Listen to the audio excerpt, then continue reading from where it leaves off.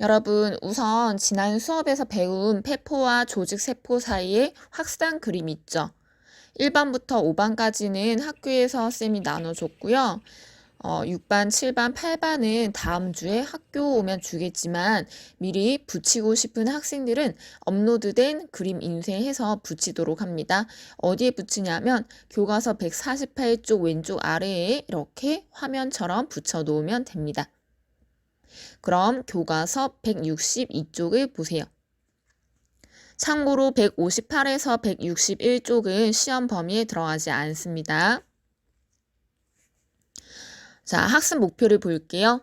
생명 시스템 유지에 필요한 세포 내 정보의 흐름을 유전자와 단백질의 관계로 설명할 수 있다. 동그라미 치고요. 넘어갈게요. 여러분, 사진을 보니까 중학교 때 안 좋은 기억이 떠오르지 않나요? 둥근 완두콩, 주름진 완두콩, 또 노란 완두콩, 초록 완두콩. 멘델의 유전 법칙을 배울 때 아마 봤을 거예요.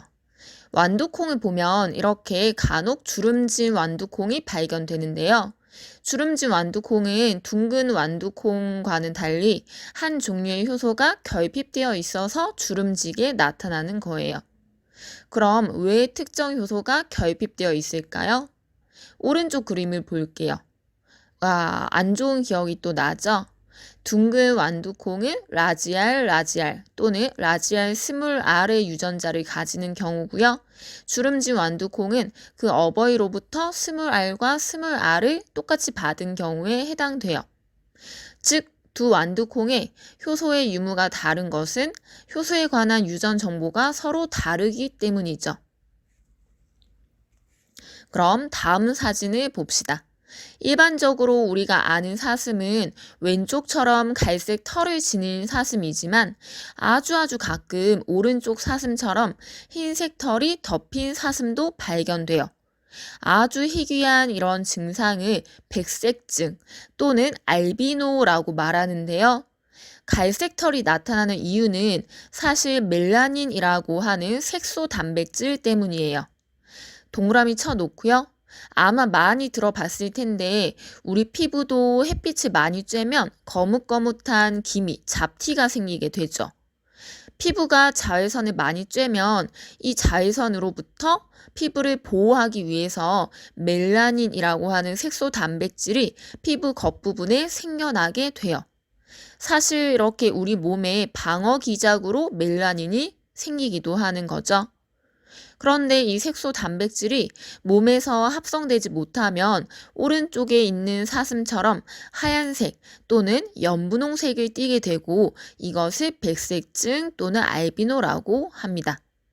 보통 이런 알비노 동물들은 유전적으로 변이가 된 것이기 때문에 각종 질병에 취약한 특징이 있어요. 그럼 해보기의 문제에 답을 써봅시다. 1번. 그림을 참고하여 사슴의 털색이 갈색을 띠는 까닭을 유전자와 단백질의 관계로 써보자. 우선 왼쪽에 필기하세요.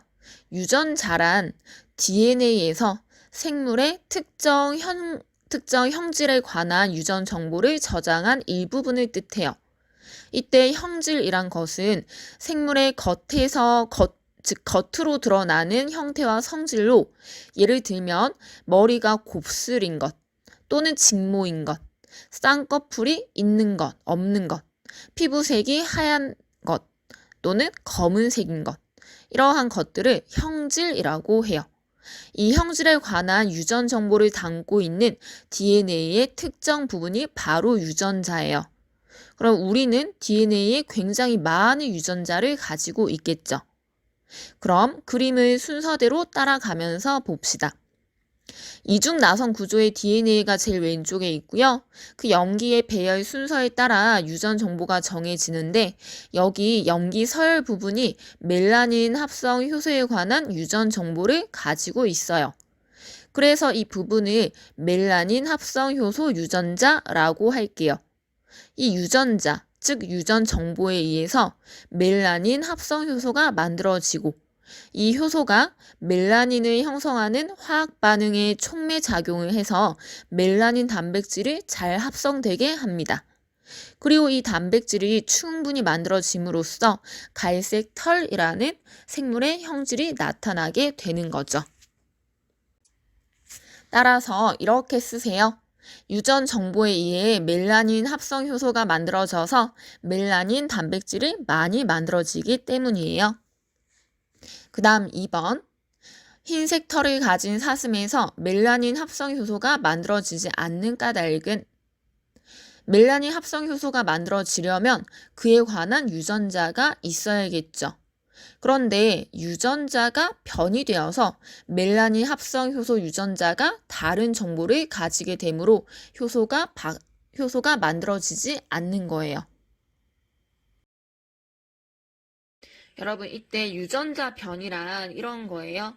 DNA 이중 나선 구조가 지금 그려져 있어요.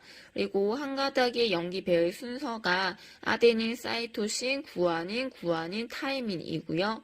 그 맞은편에 오는 상보적 염기들은 이렇게 타이민, 구아닌, 사이토신, 아데닌 이렇게 있어요. 각각의 염기들이 누구랑 결합하는지 여러분 다시 한번 기억해야 되고요. 이때 전체 DNA 중에서 이 염기들의 배열 부분이 멜라닌 합성 효소에 관한 유전 정보를 가지고 있는 유전자라고 칩시다. 자, 갈색 털을 가진 사슴은 이러한 유전 정보를 가지고 있어요. 그런데 예를 들어서 흰색 털을 가진 사슴은 이 유전 정보가 아니라 이 중에서 염기 하나가 이렇게 다른 종류로 바뀌어 있는 거예요. 이런 게 여러분 바로 유전자 변이에요. 염기 하나, 두 개 정도가 다른 것이어서 서로 다른 유전 정보를 가지게 되는 거죠. 이렇게 유전 정보가 달라지다 보니까 결국에는 멜라닌 합성 효소를 만들어내지 못하고 그로 인해서 멜라닌을 합성하지 못하는 겁니다.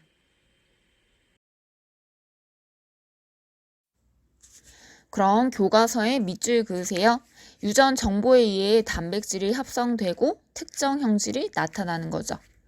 아래 그림을 예로 보면 DNA에 갈색 눈동자 유전자를 가지게 되면 이 유전 정보에 의해 많은 양의 멜라닌 합성 효소를 만들게 되고 많은 양의 멜라닌 색소가 합성되어서 갈색 눈동자를 띠게 되고요. DNA에 파란색 눈동자 유전자를 갖게 되면 적은 양의 멜라닌 합성 효소를 만들어서 멜라닌 색소가 적게 만들어집니다. 이건 아까 멜라닌이 합성되지 않았던 알비노 사슴과는 조금 다르죠. 멜라닌 색소가 없는 게 아니고 좀 부족해서 흰색이 아닌 파란색 눈동자를 띠게 되는 거예요. 그러면 여러분, 알비노의 사례들을 볼게요. 쌤이 제목에 알비노의 비애라고 표현했어요. 예쁘고 신기하기만 한데 왜 알비노 당사자들에게는 비애가 될까요? 제일 왼쪽의 돌고래는 이름이 엔젤인데 2013년에 일본에서 어미 돌고래 옆에 꼭 붙어 다니는 모습이 발견되면서 알려졌고요. 2014년에 이 돌고래를 포획하기 위해 같은 무리에 있던 70여 마리의 돌고래들을 다 죽이고 1살짜리인 이 돌고래를 포획을 해서 다이지 고래 박물관에서 조련하고 전시를 했었어요. 그리고 제일 오른쪽의 고릴라 또한 2살 때 포획이 됐는데 이때 이 고릴라도 포획을 하기 위해서 같은 무리에 있는 고릴라들을 다 이제 죽이게 됐죠. 그러고 나서 스페인의 바르셀로나 동물원에 이제 이 고릴라가 계속 있게 됐고 40살까지 살다가 여러 질환이 심해지면서 안락사를 당했어요. 이렇게 알비노인 동물들은 무리와 다른 생김새로 따돌림을 당하기도 하고요. 천적에 쉽게 노출될 뿐 아니라 멜라닌 색소가 없어서 햇빛에 취약해서 피부 질환에 걸리기도 해요. 또한 시력도 약하고 그 희소성 때문에 인간들이 근친 교배를 시키면서 유전병이 심해지기도 해요. 그리고 방금 얘기한 사례들처럼 자신의 뜻과 상관없이 동물원에 갇혀서 일생을 보내기도 하는 거죠. 불쌍하죠. 자, 그러면 유전 정보에 의해 어떻게 단백질이 만들어지는지 봅시다. 세포 소기관을 공부할 때 나왔었어요. 세포액 안에 염색체가 있고 이 염색체는 세포 분열 시기가 아니면 염색사의 형태로 풀어져 있어요. 그리고 이 염색사는 단백질과 DNA로 구성되어 있고요. DNA의 염기, 배열 순서에 따라 유전 정보가 정해지죠. 다음 그림을 볼게요. 세포액 안에 이중나선 구조의 DNA에서 한 가닥이 복사됩니다. 이것을 RNA라 하고 유전 정보를 그대로 베끼는 이 과정을 전사라고 해요. 이 RNA는 세포핵의 핵막을 통해서 세포질로 빠져나오고 리보솜과 결합해요. 그리고 이 리보솜이 RNA를 훑고 지나가면서 아미노산들을 새롭게 조립해줘서 단백질을 합성하는 거예요. 이 과정은 번역이라고 합니다. 조금 더 자세히 볼까요? 오른쪽 위에 염기들이 두 가닥으로 배열된 DNA가 있어요. 이 중에 이 아래쪽 가닥을 주형으로 해서 RNA 한 가닥이 다음과 같이 만들어집니다. 그리고 RNA가 세포핵 밖으로 빠져나와서 리보솜과 결합하고 RNA를 구성하는 염기 3개씩 특정한 아미노산을 지정해서 결합하게 하는 거예요. 과정이 조금 어렵죠? 이 그림으로 더 볼게요. 이 기다란 게 mRNA예요. 세포액 안의 DNA에서 유전 정보를 가지고 나온다라고 해서 메신저의 역할을 한다고 메신저에 M자가 붙여진 RNA예요. 그리고 여기 따닥따닥 붙어 있는 게 염기고요. 이 보라색 덩어리가 리보솜이에요. 리보솜과 RNA가 결합을 하고 있으면 세포질 내에 떠돌아다니던 tRNA들 중에서 리보솜이 결합한 이 3개의 염기와 상보적인 염기를 가진 tRNA가 특정한 아미노산을 물고 와서 여기에 결합해요. 그리고 아미노산을 리보솜에 남겨두고 떠나가요. 그러면 tRNA는 이동해서 그 다음 염기 부분이 리보솜과 결합하고 또 여기에 대응되는 염기를 가진 tRNA가 다른 아미노산을 물고 와서 아까 남겨진 아미노산을 결합시키고 떠납니다. 이렇게 아미노산을 수송해 준다고 해서 이 RNA들은 트랜스퍼, tRNA라고 하고요. 이 tRNA가 어떤 염기 세개를 가지느냐에 따라서 물고 올 수 있는 아미노산의 종류도 달라지는 거예요. 즉 RNA의 염기 정보에 따라서 어떤 아미노산들이 어떤 순서로 조립되는지가 결정되는 거죠. 그리고 그 결과 특정한 단백질이 만들어질 수 있는 거예요. 다음 그림으로 보면 세포액 안에서 DNA가 꼬여 있다가 어느 순간 이렇게 풀어지면서 한 가닥이 복제되어 mRNA가 만들어집니다. 이때 연두색 mRNA는 빨간색 DNA를 주형으로 해서 만들어진 RNA예요. DNA가 풀어지고 한 가닥의 맞은편에 염기들이 조합되어 RNA가 만들어지는 거죠. 이것이 세포액 밖으로 빠져나와 노란색으로 표현된 리보솜 덩어리와 결합을 하고 tRNA는 아미노산을 하나씩 물어와서 리보솜에 전달해 줘서 조립을 하는 거예요. 그러면 교과서에 같이 밑줄 그을게요. DNA로부터 RNA가 만들어지는 과정을 전사라 하고 이 전사는 세포액 안에서 일어납니다. 그리고 만들어진 RNA가 리보솜과 결합하면 RNA의 코돈에 따라 단백질이 합성되는데 이것을 번역이라 하고 세포질의 리보솜에서 일어나죠. 참고로 코돈이란 RNA에서 유전 정보를 담고 있는 3개의 염기를 뜻해요. 그러면 그림을 자세히 볼게요. 파란색 박스에 들어간 DNA 가닥을 주형으로 해서 그 맞은편에 RNA가 만들어지면 다음과 같죠. DNA의 아데닌은 RNA의 우라실로, 타이민은 아데닌으로, 구아닌은 사이토신으로, 사이토신은 구아닌으로 전사돼요. 그리고 그 결과 만들어진 RNA에서 염기 3개씩이 각각 특정 아미노산을 지정하게 되는데 그것을 코돈이라고 해요. 여러분 잠깐 DNA에서는 연속된 3개의 염기를 3염기 조합이라 부르고요. RNA에서는 똑같이 3개의 염기의 조합이지만 코돈이라고 불러요. 그리고 이것이 아미노산을 지정하는 유전 암호가 되죠. 이 3염기 조합, 코돈, 유전 암호는 세균에서부터 사람에 이르기까지 지구에 존재하는 거의 모든 생물에서 동일하게 작용해요. 즉, 내 몸에서도 친구 몸에서도 선생님 몸에서도 DNA의 아데닌, 사이토신의 염기 조합은 아미노산 1을 지정하고요.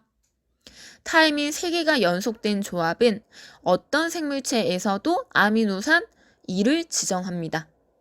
이렇게 유전 암호는 거의 모든 생물에게서 동일하게 작용해요. 창의력 키우기 문제를 볼게요. 전사란 글이나 그림을 옮겨 베끼는 것을 의미하고 번역이란 다른 언어로 바꾸는 것을 의미한다. DNA에서 RNA가 만들어지는 과정을 전사, RNA로부터 단백질이 합성되는 과정을 번역이라 부르는 이유는 DNA에서 RNA가 만들어지는 과정은 DNA의 유전 정보를 상보적 염기의 형태로 그대로 베껴오는 것이죠. 그래서 전사라고 하고요. RNA에서 단백질이 합성되는 것은 유전 암호인 코돈을 읽어서, 즉 번역을 해서 아미노산의 배열로 새롭게 바꾸는 과정이기 때문이에요. 필기해 놓으세요. 자, 이제 다 왔어요. 스스로 확인하기 문제를 풀게요. 1번. DNA에서 하나의 아미노산을 지정하는 연속된 3개의 염기는 3염기 조합이고요. 2번. 유전자에 저장된 유전 정보는 DNA에서 RNA로 그리고 단백질로 전달되죠. 3번. 어떤 단백질의 일부가 30개의 아미노산으로 구성되어 있다면 이 단백질의 유전 정보를 구성하고 있는 DNA는 최소 몇 개의 염기로 구성되어 있는가? 아미노산 하나당 3개의 염기로 되어 있으므로 최소 90개의 염기로 되어 있겠죠. 여러분, 여기 163쪽까지 시험 범위이고요. 164, 165, 167은 시험 범위에 들어가지 않습니다. 166도 마찬가지고요. 원격 기간 동안에 여러분 코로나 조심하면서 집에서 열공하길 바랍니다. 질문 있으면 구글 설문에 올려주거나 아니면 쌤 영상에다가 댓글로 남겨줘도 돼요. 다음 주에 오면 교과서에 필기 열심히 했는지 확인하겠습니다. 그럼 안녕.